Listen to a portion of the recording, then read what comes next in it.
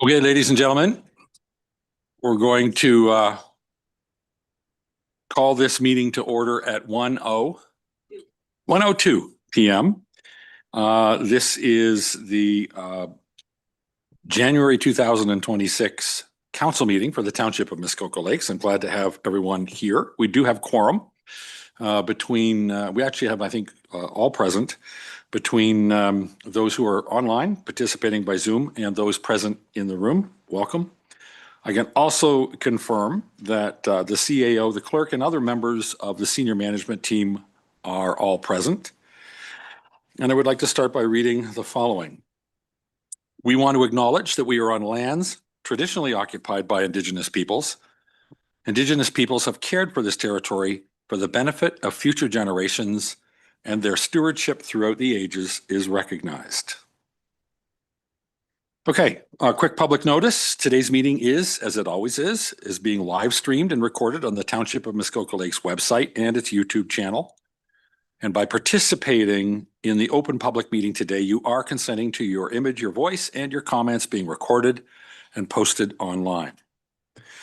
I would also remind everybody that we did solicit input on this agenda at our standard location, which is TML public comment at muskokalakes.ca, and no such comments were received. I would also point out that we do have a supplementary agenda today. Supplementary agenda was issued to add 2 issues under 6.A. Public comments, maximum 5 minutes, a presentation from Sarah Storey of the Seven Sisters Islands Association, and that is regarding item 10A, report OPS-2026-001, the Beaumaris dock, and it was submitted in the form of a letter, which you can pull up and look at. And 6B, under public comments, maximum 5 minutes, presentation from Liz Beattie of Fairhaven, as well as Turner and Evangeline Island Association, and it relates to the same matter, item 10A, report OPS 2026-001, Beaumaris dock, and I believe Ms. Beattie, you are in the room, and you're going to be doing yours live and in color, right? Correct? Good. Thank you. Okay. last matter before we turn things into new business is pecuniary interest. Does anybody have a pecuniary interest?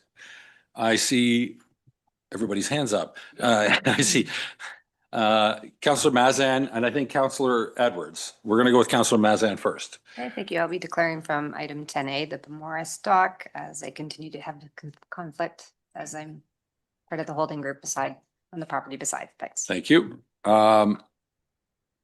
Mine was on the council minutes, as I had declared on 12A1 night shift last time.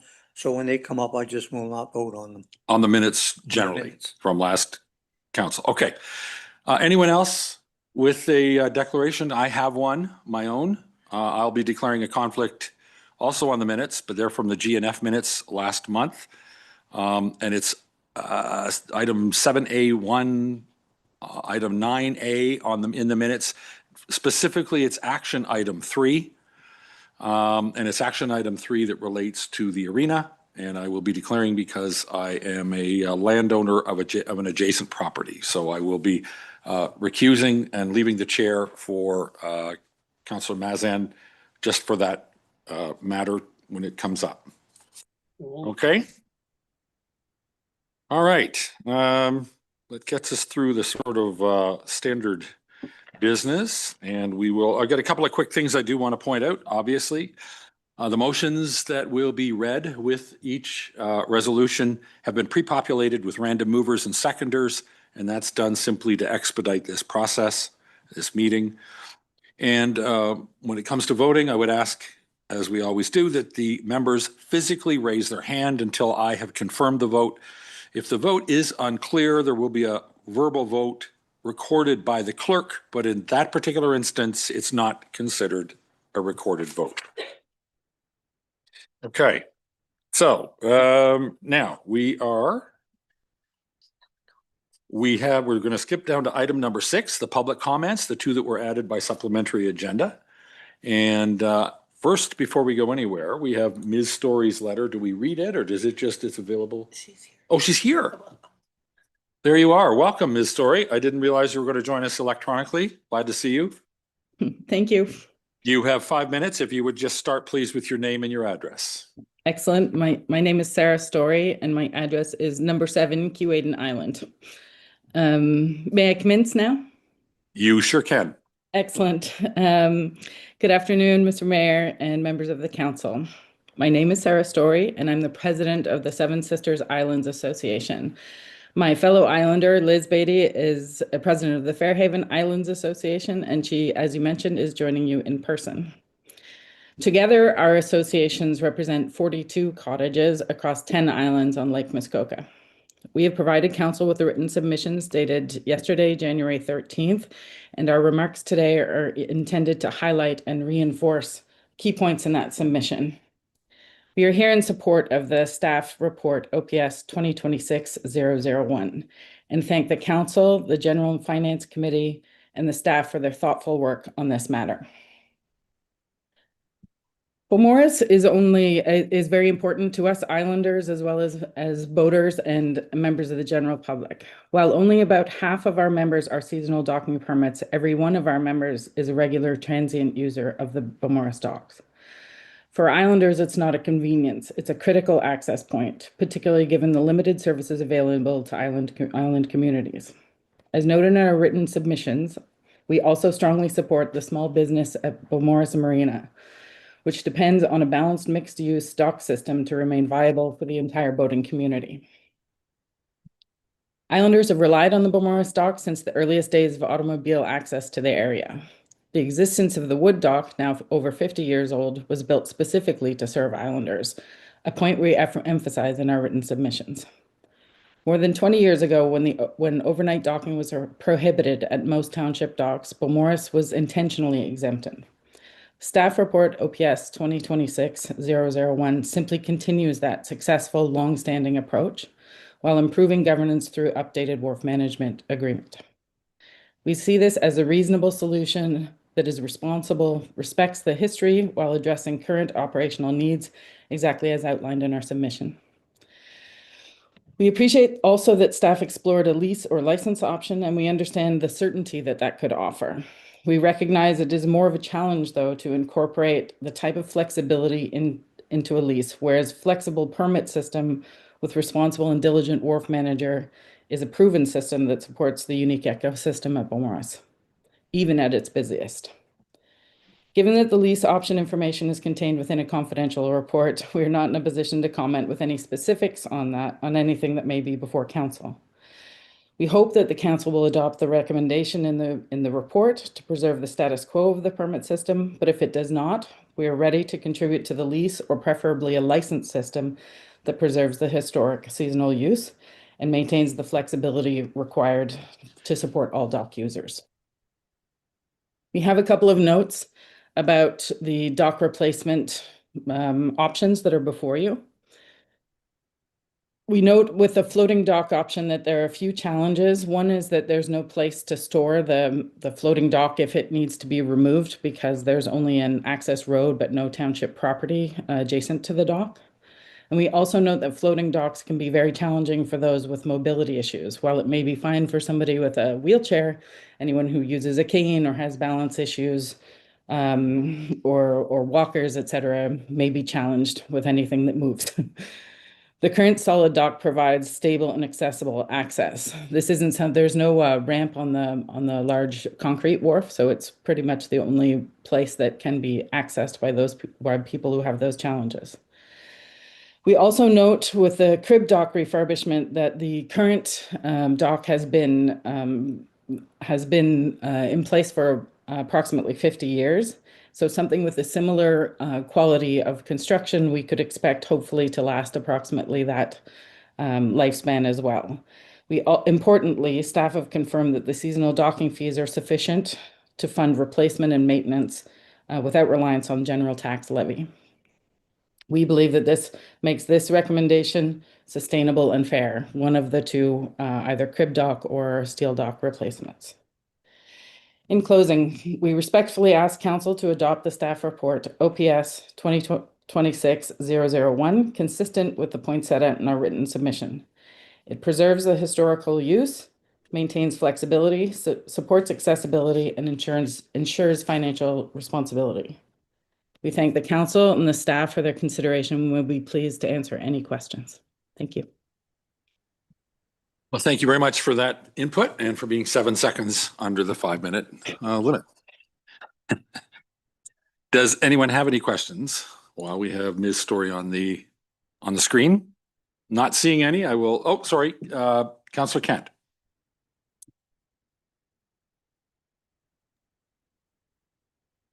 We're not hearing you, Councillor Kent. I'm sorry. Thank you. Thank you, Mary Kelley. And to you, Ms. Storey. I'm an islander as well. And I was just wondering, is there some sort of unspoken rule that if I sell Island A and I'm leasing at that location for a spot, that when I sell it, the new buyer has the ability to get the spot? Is that the way, have you always felt it works? It's a very important point, in my opinion, as it relates to the long-term value provided by this particular kind of arrangement for islanders. Go ahead, Ms. Storey. Okay, it's my understanding that that's generally the practice because as things developed in our busy old area of Muskoka, it seems often to be the case that people have their arrangements that are sort of associated with that particular property. In some cases on our island, for example, there are a number of people who have deeded landing spot. So a group of people that have a deeded landing spot that goes with the property. But it's not a right in this case, but I believe it is the practice that has generally been followed. And I understand that those types of processes are maybe what the intention of the new wharf managers agreement will look at to make sure that there are things like, a process that you could apply or I don't know, a waiting list or something that manages this, tradition and reliance with, there might need to be change as things evolve. I only ask because Thank you. at Foots Bay, there's basically a practice. Islander A sells his cottage, new buyer gets spot typically at Foots Bay. So it's just a question. Thank you. Yep. Thank you. Any other questions? I see none. Thank you very much for your input. Appreciate it very much. Thank you. And next up, we're going to call on Ms. Is it Beatty or Beatty? Beatty. Okay, I called you Beatty. I heard you called something different by. All right, welcome. If you would also start with your name and your address, and you have 5 minutes to make your point, please. I don't think your microphone is on, actually. I don't know. Does that sound right? That's There good. we go. My name is Liz Beatty. I'm at 7 Fairhaven Island, and I'm also at 5 Palmer Court in Bracebridge. I'm here representing the Fairhaven Island Association, which includes as well Turner and Evangeline cottagers. And I'm going to be super brief today because I'm just here to say in person that our association very much supports everything that Sarah has put forth, so no need to repeat that. And we also are in support of adopting the report that we're here to discuss today. And I would only add that our membership also wants to pass on our gratitude to the General Finance Committee, to councillors, to staff for genuinely hearing out our concerns with the original path that this issue was taking. And we appreciate that, things have landed in a way that really reflect all the needs of all stakeholders and a genuine concern for the greater good. So we're very grateful for that. And that's all I've got for today. Well, that's great. Thank you very much. Does anyone have any questions for Ms. Beatty before she goes away? I'm not seeing any, so thank you for the feedback. We appreciate that very much. Okay, we're going to move on now to, I see Mr. Moore is kind of keen to get up, but you're not next. Okay. All right, we're going to deal with the housekeeping stuff of the consent agenda. And I think this was where I was going to recuse from one matter and just we'll let Councillor Edwards deal with it as he sees fit. Okay, first resolution that I have is moved by Councillor Mazan, seconded by Councillor Roberts. Be it resolved that the mayor and council adopt and enact the following minutes and recommendations contained in the January 14, 2026 consent agenda and direct staff to proceed with all necessary administrative actions. Number 1, December 10, 2025 General and Finance Committee minutes and action items 1 through 2 and 4 and 5. Number 2, December 10, 2025 council minutes. And number 3, December 11, 2025 Planning Committee minutes and action items 1 through 7. Okay, so it's everything on the consent agenda with the exception of item 3 on the GNF piece. Anybody have any questions, comments? I'll call the vote. All in favor? That carries. Thank you very much. All right, and I think I step aside. I'm going to recuse on the next one and invite Councillor Mazan to take the chair. Thank you.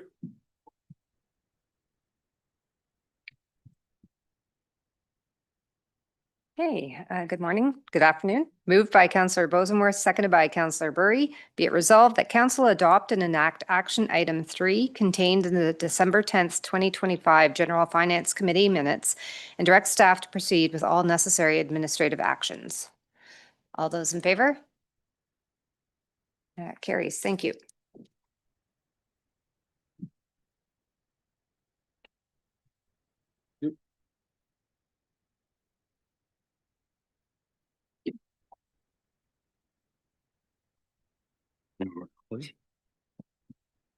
Okay, Mr. Moore, it's your turn. We're on item 10A. This is the report from the manager of Parks Recreation Facilities regarding Beaumaris Dock. Thank you, Your Worship, and good afternoon, Council. At committee's direction, staff have prepared the draft lease terms and conditions for the Beaumaris for the wharfs and have included that in a separate confidential memo. Should council wish to discuss those draft terms, we should do so in camera prior to making a decision on the recommendation in the report before you right now. For the reasons outlined in that confidential memo, staff are recommending that we continue with the existing wharf manager arrangement with respect to the Beaumaris Wharf. As part of the next steps, should this recommendation be adopted, staff would intend to return to council with updated wharf management agreement terms to discuss. As it relates to the condition of the dock itself, really which started us down this process originally, being a 2025 capital budget item, staff are still recommending that we look at repairing or replacing that dock moving forward. Council would concur with recommendations from the current users and that of the current wharf manager that either a crib refurbishment or replacement with steel would be the preferred option moving forward. As outlined in the financial section of the report, we can see that by increasing the permit fees this year over the useful life of the docks, we are able to recoup the costs for replacement. And with that, Your Worship, I stand for any questions. Thank you very much. Does anyone have any questions of Mr. Moore? We've got Councillor Zabitz first, Councillor Kent second. Councillor Zabitz, you go ahead. Thank you. Through you, I just wonder if it's possible. I don't have any questions, and I think the staff has done an incredible job here. I would suggest, if that's possible, that we could read the resolution and then go to comment. Is that possible? Sure. I do. I've invited a question of Councillor Kent. So let's hear her question first, and then we'll come back and read it. Thank you. Councillor Kent. Yep, thank you. I guess I'm a little confused about what I'm allowed to ask about here versus enclosed. Can I just get clarification on that so I don't mess up?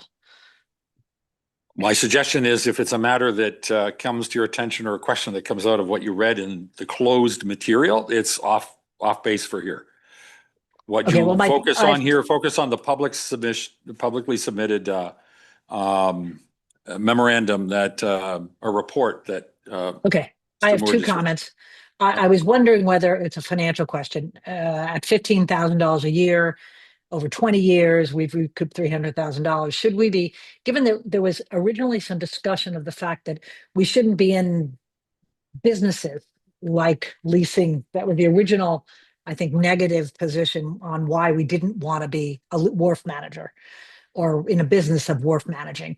But if that's the case, if you can make it a sustaining business that pays for itself, should we not be setting up a fund, and every year the $15,000 goes into the fund, and the next time the dock has to be replaced, we've got all the money sitting there, rather than just saying, yeah, it pays for itself over 15 years. But like we have with many other funds, that was just something I think we should be considering. It's really a question for Mark. And my second question was whether or not a wharf manager agreement should at some point include some sort of general comment about continuing operations the way it had. You say that in here, that we're going to try to continue operations the way that we did before, but I'm concerned most about making sure that people who sell their properties have the opportunity to get a spot. It's a very, very valuable asset. So that's the reason why I suggest putting it in so that people have the ability to sell their properties or move, because otherwise you can't sell your property if they give the spot away to somebody else. Anyway, I think it's something we should discuss and think about. Okay, And thank you very much. It would obviously be vague language. I'm going to turn to Mark or Corey first. Who wants to? First of all, let's talk about the fund for the annual contribution from the dock wharf itself, or the dock itself. Just push harder.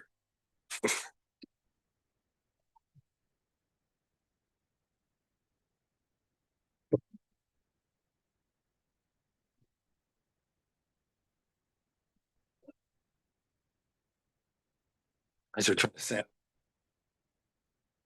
I don't know what's going on with the microphones. So through you, your worship, so if it's council's desire to want to put an internal restriction on these funds so that they are earmarked specifically for the replacement of the asset at a future date, that would certainly be appropriate. Our current reserve policy and bylaw sets up more generic or general reserve buckets, so there's a lot more flexibility, but currently these funds, the revenue from the rental of the dock slips goes into general operating revenues. So if that's a direction that council would like us to take, we can certainly set up a fund to ensure that the funds are there when the assets need to be remediated. Thank you for that. And the only other point I would make, and Councillor Kent, you asked about some new terms or conditions on the management agreement, wharf management agreement, whatever it's called, wharf master agreement. That document, if we decide to move that way, will come back to council probably next month. And that, I think, would be a better time for us to discuss and deal with it. We don't have anything in front of us right now. You know, hold the thought was a good thought, but just we're not here today. I think I heard Mr. Moore suggest it would come back in a month or in a couple of months to get finalized. Okay. And so where we left from. Could I just, Mayor Kelley, could I just have one follow-up? Sure. Yeah, just for Mark again, I'm not trying to create paperwork, but I do think that there's since we don't want to be in the business necessarily of running wharf manager agreements, it's a way of justifying the fact that if every time we did this, we could justify it as an individual business that was at least neutral to the township, I feel better about doing it. That's all. It's a way of, just in my opinion, and we've discussed it now, so it's on the record, but 20 years from now, when we have to come up with $500,000 at that time to replace the dock, it'll be nice to know we have the money available already. So, because it's a non event financially. Anyway, that was my thinking. Thank you very much. Was any follow-up expected of Mr. Donaldson? No, that's good. Okay. I have not read the resolution, but I will read the resolution, assuming I have it right here. It's a long one. It's moved by Councillor Zavitz, seconded by Councillor Kent. Whereas General Finance Committee directed staff to investigate a potential lease for the township's Beaumaris docks, bracket GFC-12-15/10/25. And whereas committee stipulated that the parameters of the lease needed to preserve the historical seasonal use, and whereas staff have determined that maintaining a wharf manager agreement would be best suited to meet the conditions required to maintain the historical use, now therefore be it resolved that staff be directed to reprofile approved project number 25010 to the 2026 capital budget as project number 26135 and proceed with replacement/repair of the existing Beaumaris wood dock in accordance with option. It's blank. It's option blank. Oh, fill in the blank. Okay, so remember this. We're gonna have to fill in the blank. I'll read the rest of the resolution first, and then we can talk about which option gets inserted. As outlined in report OPS 2026-001, and that council's previous recommendation GFC-12-13/08/25 as amended be further amended to eliminate seasonal permits from township wharves in the public docks and launches bylaw, be rescinded for the Beaumaris wharf only, and that staff be directed to review and update the wharf manager agreements with the existing parties and return to General and Finance Committee for review and consideration of final approvals. So there are three options. I'm going to try to read this. Well, yeah, Corey, can you just summarize the three options so that we know which one we're going to first decide to insert? Yes, the options are the three types of docks, one being floating, two being crib refurbishment, and three being a new steel dock. Okay, thank you very much. I don't know how you do a decision on three. We'll have to eliminate one. Councillor Roberts, can you help me? Thank you, Chair, Your Worship, through you. If we're going to eliminate one, I think we heard that the floating dock was not preferred. Is that correct? Does anyone have any other objection on that one? Councillor Kent? I was just going to say, I guess I agree. I agree on the floating dock issue, but my question was, I'm assuming that you're going to, whether you do steel or crib, you're going to cover the dock with one of these new products that are not cedar. That's a question Moore, for. what are you going to cover the docks with? Currently, the plan would be to replace like for like, so wood for wood. Oh, But can we go back to eliminating one? So generally, is there consensus around the table? And I don't want to steer this in any particular direction, but some process to indicate that we're all comfortable eliminating the third option, which is floating dock. Is everybody all aware of that? Okay. So we'll take that one off and we're now, sorry, is that a question or what are you doing there? Okay. Your mic. Sorry, it's a question that relates to the topic. What we see here is the costs of removal and refurbishment, but we don't see the full lifetime cost of each of these options. And I think they could be something different on them. And I'd be interested if staff has had a look at that. If not, I'm happy to make a decision without it. But I think have a more complete understanding of the financial implications. Like steel docks, you're going to have to replace the wood. It's not going to last 50 years.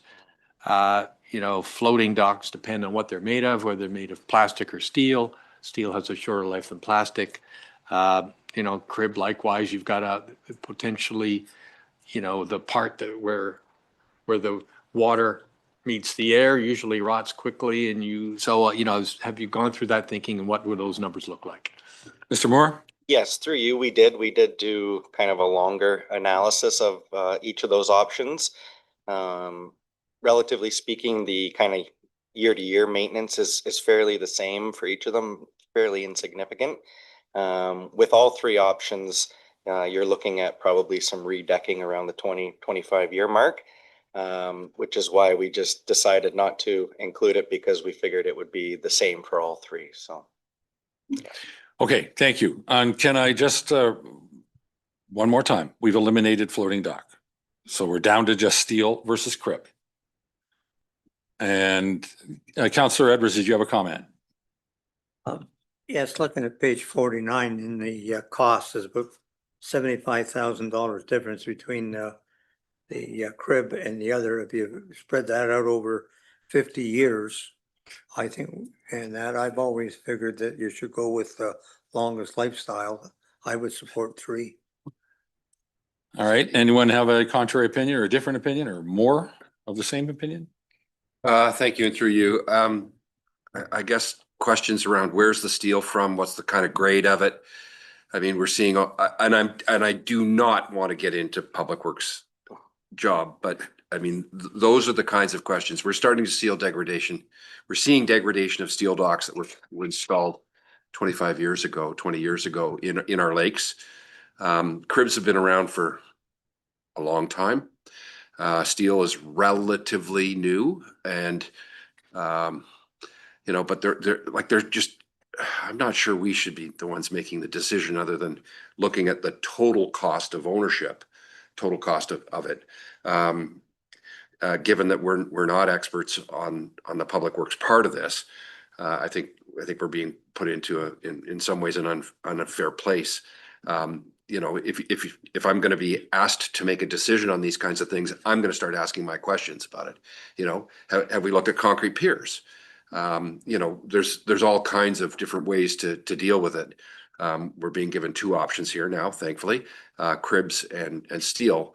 But if we're buying steel from not in this country, which I think is a problem. Mm-hmm. If we're buying local steel, I'm okay with that. But you know, are we going to bubble, for lack of a better word, auger? Like, there's just so many questions here that are, I think, staff, you know, operations and running of the corporation of the township, as opposed to us. I'm interested in what's the best long-term cost of ownership to the ratepayers.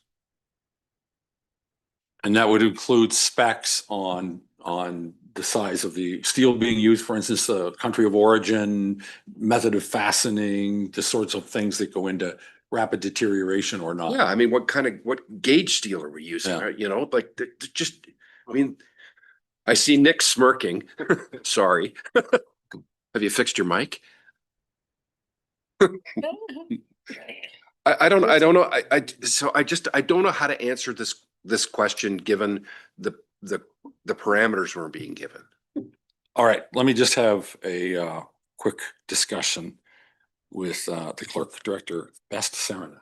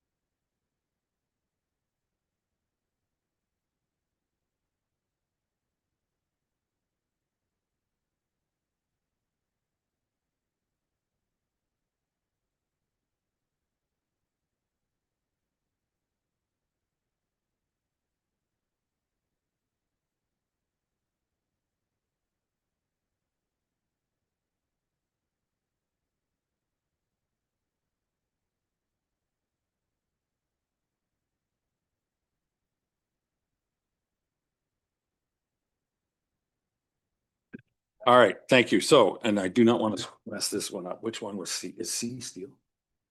I don't have it. Option 3. So we're going to insert option 3, which is the steel dock. We're going to rely on the fact that we did look at this in October, and I see both Councillor Kent and Councillor Nishikawa. I'll be back to you in just a minute. Unless we hear something different from Councillor Nishikawa or Councillor Kent. Councillor Nishikawa, you can go first. It's your first one this afternoon. Welcome. Thank you. Through you, I'm a crib dock person. I have recently watched steel docks that were 20 years old fall into the lake. And I've watched a lot of deterioration. I'm more or less with the direction that Councillor Burry had discussed, that again, depending on the supplier and all of those sort of things. But honestly, you are, I do this for a living, so you are supposed to bubble steel, which then becomes another hazard for, if I was to use the example in Torrance, which I don't believe we're bubbling, but you know, the historic use of those parks, and all of a sudden you're changing them with bubbling, it gets to be a bit of a problem. But I believe that the old way still works really well. And but you've already inserted the steel. So anyhow, thank you. Thank you for that. Councillor Kent. Thank you. And I'm sorry to ask the same question again, but it didn't get completed, which was, when Mr. Moore comes back with a final quote for whatever we decide, which I support the steel dock, although I think Councillor Nishikawa's comments are very helpful. We'll do the right research, but I assume that'll also include some options on what the top ought to be, because you don't want to put cedar on that has to be replaced every 10 years. You want to put something much more durable and lasting, like the other marinas are doing these days. And it will certainly last longer and require less maintenance. Thank you for that. You have any comments? No. David. I'm David. CEO Pink. Thank you. Just to clarify those comments from Councillor Kent, just so council is aware, under the new procurement bylaw, the matter actually would not come back if it's within budget. So I think now is your opportunity, should you feel that a crib dock is more appropriate or wish to put other specifications on the materials, now is that opportunity. Should the tender process go out and it's within budget, staff's been delegated authority to then proceed with that and not return to council. So again, I think Councillor Nishikawa, Councillor Burry's raised what appears to be some preference for crib. Certainly, I think I look to the clerk, but I think we could put that number on the floor or a resolution and see if there's support for that. That would be the way to proceed. Councillor Edwards. I would like to ask Director Colucci what his preference would be. He's the expert in this. as far as that goes.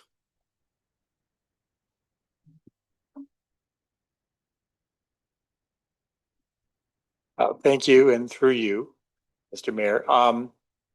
So I mean, staff's recommendation initially was for a steel dock, and during the discussion with both the marina operator and staff, we have come up with these options, basically because of cost, right? So the crib dock is less costly to install initially. The life of that crib dock is less. So, if you look at the lifetime cost of either, the steel dock would be cheaper in the long run, right? So that's kind of why the initial recommendation was for steel. And that's why we went with that. Now, we're not saying that the crib dock wouldn't perform, as well, because that's what's there now.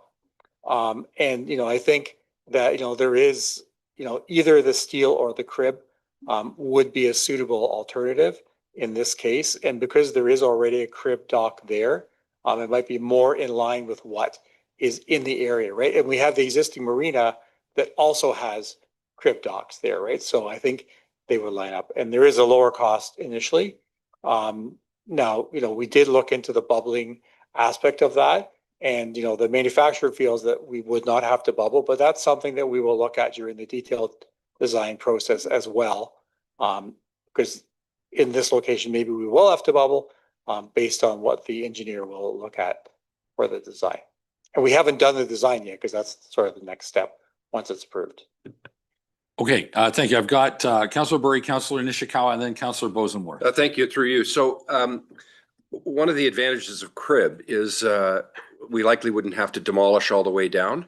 I just replaced a crib dock and found that everything below the water was perfectly satisfactory 75 years later, and built up from that.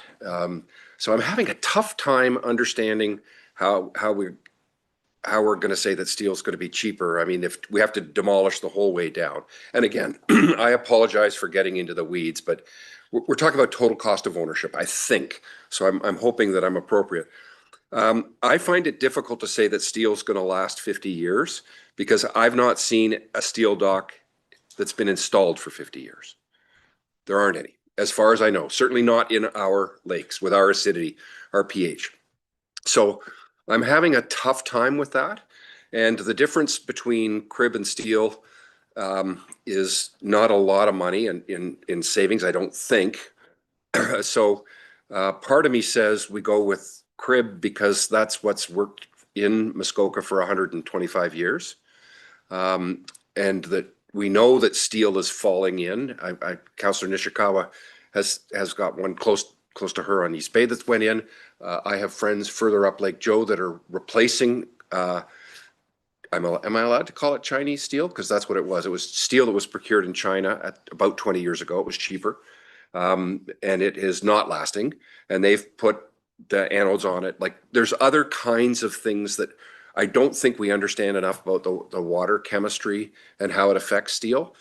So sorry to be in the weeds, but part of me says that I'm not sure we can make a good decision, given that if it's already got a crib, we may be able to just go to the water level and build up, and that could be savings. And as Councillor Kent said, putting on a newer top, synthetic, which is what the marina operators are doing now, will probably give us 20 years as opposed to 10 years. So I'll apologize for getting into the kitchen of Public Works. Okay, thank you for that. I'm going to go to Councillor Nishikawa and then Councillor Bosenworth. Thank you, through you. Again, a little bit more about, so when I'm going back to my first term of council in 2000, and that's when we first saw steel docks being introduced and some of the challenges, or like they were before that, but in fact, they were on Lake Joe, and literally 10 years out, they were rotten, like lace. So if you can do a crib, but also one of the things that it challenges, our company is that steel docks have to be shoveled all the time. They can't take the weight of the snow. And again, depending on the length, and it gets a structural thing. So again, I don't want to be telling anybody what to do, but that is why I prefer the crib if you can do it, because of all of the other added work that has to be done through our winter months, as well as where we did learn a lot when during flooding, but also when they were dropping the water levels. For instance, in East Bay, it was 4 feet that all of a sudden that steel was exposed that had never been exposed. We know that created problems. We could actually see how it all happened. So that's why I think that where we can, crib is the better option. Thank you. Thank you, Councillor Bosenworth. Thank you. And through you, a couple of questions. How old is the original crib that's sitting there? About 50 years. Do we bubble it today? We do not, no. So that would probably means we don't need to bubble for steel either, because you only bubble for moving ice. Is my understanding, but Up and down. yeah, moving ice, whether it's moving back and forth or up and down. But it seems to me that people build steel docks where there is no dock. We already have a dock here. My inclination is to, sorry, I had another question. The confirmation is you've got the removal and demo prices are different. Is that because you don't think you'll have to remove the whole crib to rebuild? Yes, that's exactly it. Yep. So I think Crib rehabilitation, I mean, we likely only have to remove certain amount of the crib and then just build up from there. and that's certainly been my experience as well. Our family has a crib that Okay, is thank you probably very 140 much. years old. So if I sorry. can finish on the point, I think the general direction here is I think if staff is looking for an opinion from committee, which clearly they are, I would suggest number 2, the crib dock is the way to go. Okay, this is the way it's supposed to work. We're getting smarter. We're going to make the right decision in a minute. We're going to do a straw poll and talk about whether we're stuck on steel or whether we were going to revert to crib. But first, we're going to hear from Councillor Robertson, Councillor Edwards. Thank you, Worship, and through you. I'm supportive of the wood, given everything I heard, specifically from Councillor Nishikawa on the bubbling. And bubbling is not natural. So I think we should stay natural. Councillor Edwards. If I could make a suggestion, if we put the funds in for the steel at 300,000 and let staff come up with it, and then they could go ahead with either the crib docks or the steel docks. Because you're talking 75,000, that would give it, maybe there is some compressed wood rather than going natural wood or something like that. That would help. And that way they don't have to come back. I'm sure we would like to have those docks done by the summer. Is that not right? Yeah. Suspect so. Okay. Yes, sir. Yes, Mr. through you, Moore. Chair. I'll just maybe to help wrap us up. Staff are certainly supportive of the crib dock option. We brought the options forward just strictly because of the financial differences between them. But I know in discussing with the wharf manager as well, his preference would be for the crib rehabilitation as well. So just to make sure that's clear. Thank you. Thank you for that input. That's terrific. I'm going to quickly take a straw poll. I'm proposing that we take 3 out where I penned it in a minute ago and insert 2, which is crib dock. All right. Who feels that? Just a straw poll. Thumbs up. Long enough for me to see. All right. We're going to go. The resolution will have been read when I insert this number. We're inserting option number 2, which is the crib. I hope we've exhausted the questions and the comments. Councillor Bosenworth. I'm interested in staff's opinion about the rates that we are charging. We got some input last time from one of our councillors about what market rates are. And I was just interested on what rates are we charging? How much different are they to market rates? And how does staff feel about us having a benefits for some of our constituents, a financial benefit? Yeah. And so that's really my point. Mr. Moore. Yes, through you. In reviewing all the details related to the wharfs, we did do an analysis of the fees as well too, based on the discussion with our last report. We looked at nearby municipalities as well as municipalities kind of near Georgian Bay that have waterfront and dock access as well. What we found is with our updated rates, we actually align fairly well with them because of us not being able to offer parking as well, vehicle parking.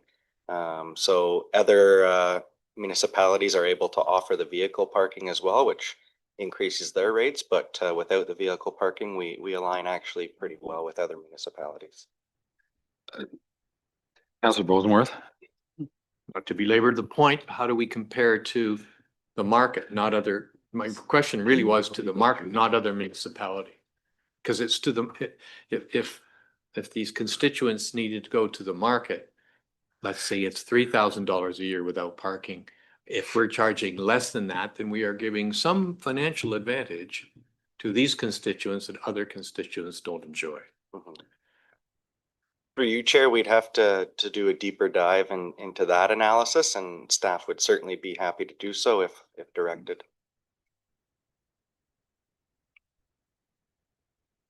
And so would that just simply result in a future adjustment to the wharves and wharf fees or whatever it is bylaw? It could, yeah. Up to So it doesn't necessarily need to come into play to make a decision to rebuild and how to rebuild or what we want to rebuild here. Okay.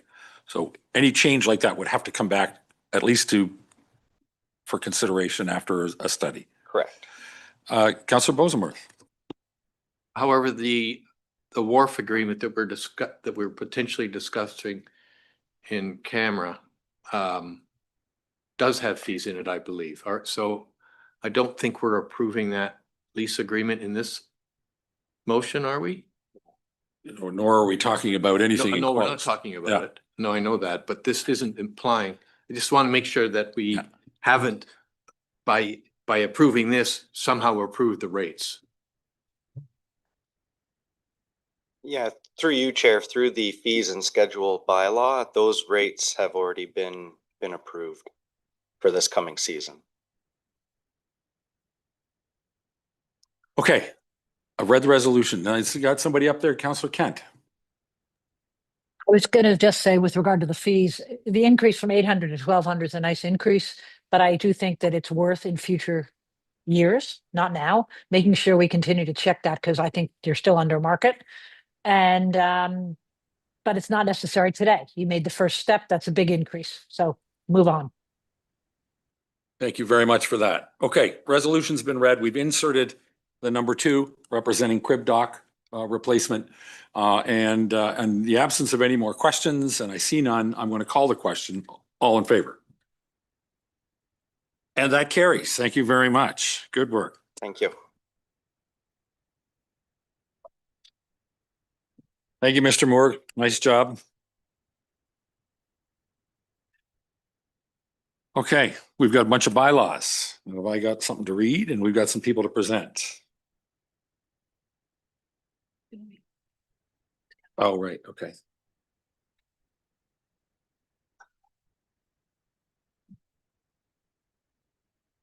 I knew that. I knew that.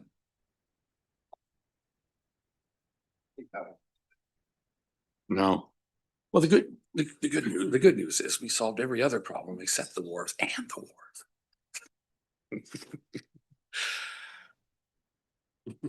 wharves. Enough. Okay, anyone presenting on this one? Anyone? We're going to do the first one is comprehensive Badali. Is someone doing a presentation? No? Okay, I'll read it. Okay, moved by Councillor Bosenworth, seconded by Councillor Edwards. Be it resolved that bylaw 2026-004 to amend comprehensive zoning bylaw 2014-14 bracket Badali, roll number 6-7-059, be read a first and second time. Any questions, comments? All in favor? That carries. Thank you. And then we have moved by Councillor Kent, seconded by Councillor Mazan. Be it resolved that bylaw 2026-004 to amend comprehensive zoning bylaw 2014-14 bracket Badali, roll number 6-7-059, be read a third time and finally passed. Any questions? All in favor? And that carries. Thank you. No presentation on this one. Moved by Councillor McIntyre, seconded by Councillor Zavitz. Be it resolved that bylaw 2026-005 to amend comprehensive zoning bylaw 2014-14 bracket Ross and St. Jean, roll number 4-15-009-01, be read a first and second time. Any questions, comments? All in favor? It carries. Thank you. Next up is moved by Councillor Edwards, seconded by Councillor Burry. Be it resolved that bylaw 2026-005 to amend comprehensive zoning bylaw 2014-14 bracket Ross and St. Jean, roll number 4-15-009-01, be read a third time and finally passed. Any questions or comments? All in favor? That carries as well. Thank you. We have a presentation from Ms. Miners. You're going to speak to this one, the which one is this? SPCA one? Please.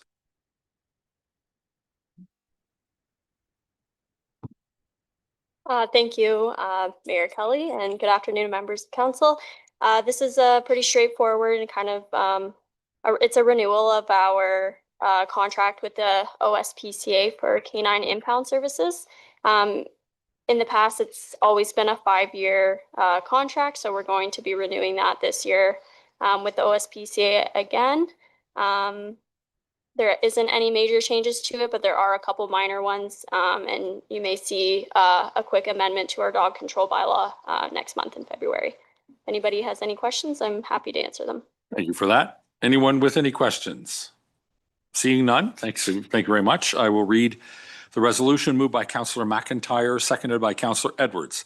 Be it resolved that bylaw 2025-132, being a bylaw to authorize the mayor and clerk to execute and affix the corporate seal to a canine impound services contract agreement between the Township of Muskoka Lakes and the Ontario Society for the Preservation of Cruelty to Animals, the OSPCA, be read a first, second, and third time and finally passed. Any questions?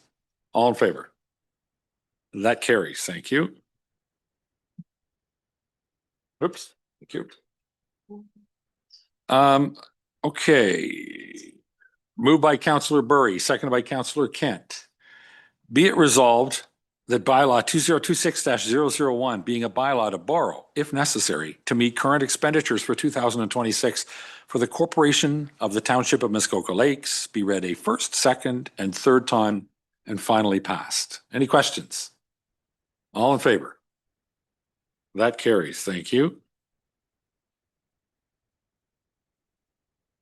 All right, next up. Moved by Councillor Roberts, seconded by Councillor Zavitz.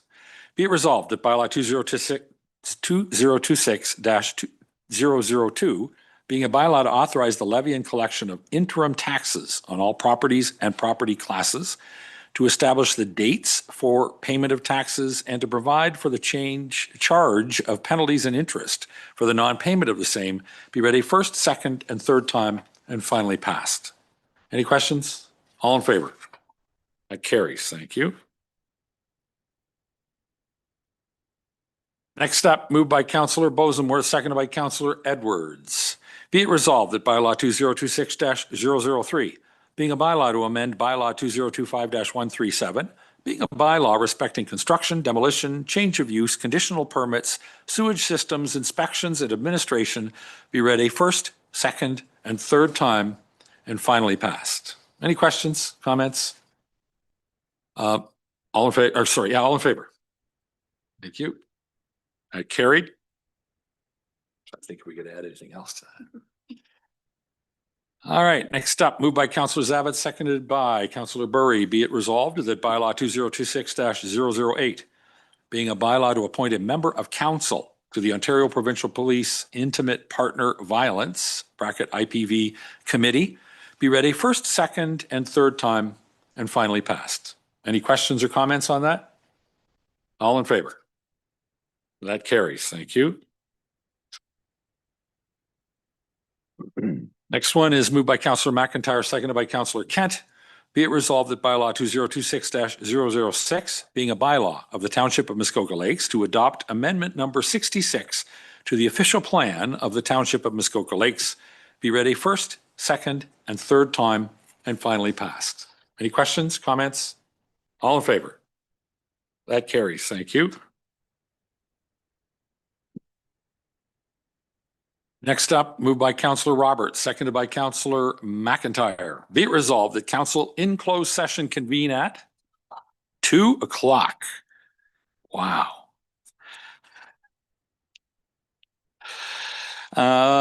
4, the following exemptions. A, exemption litigation or potential litigation, including matters before administrative tribunals affecting the municipality or local board. Section 239 sub 2 sub E of the Municipal Act 2001. Next one is the exemption and advice that is subject to solicitor-client privilege, including communications necessary for that purpose. Section 239 sub 2 sub F of the Municipal Act 2001. And that's detailed in number 1, confidential report CCS-2026-01. And also confidential report CCS-2026-02. And we don't need this one. So we're done. That's it. The sum total. All right. Any questions or comments? All in favor? We're in closed.